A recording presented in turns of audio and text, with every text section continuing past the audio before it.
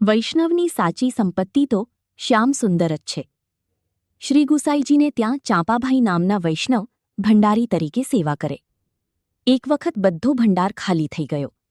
નવી ચીજવસ્તુ ખરીદવા માટે પણ સિલકમાં 1 રૂપિયો પણ ના મળે. આથી ચાંપાભાઈએ સઘળી હકીકત કહી.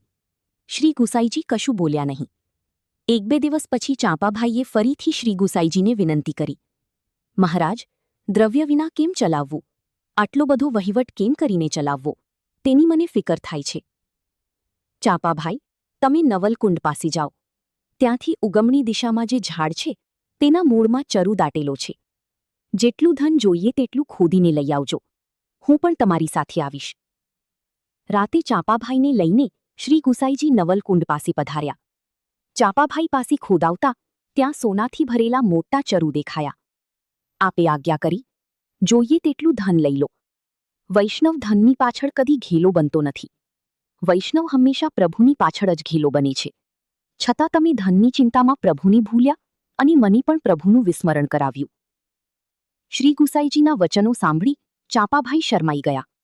તેમણે વિનંતી કરી, મહારાજ, મને ક્ષમા કરો. હું ભૂલી ગયો કે લક્ષ્મી તો આપના ચરણોમાં છે. મને જરાય ધન જોઈતું નથી. ભલે, તો ખાડો પૂરી દો.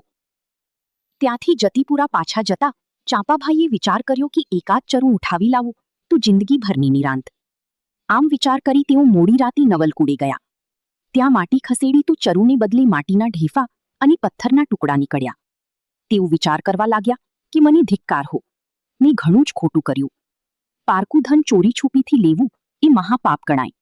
અને શ્રી ગુસાઈજીના સેવક થઈને મને આવો વિચાર જ કેમ આવ્યો? આ એનું પરિણામ છે. સર્વ વૈષ્ણવની જય શ્રી કૃષ્ણ.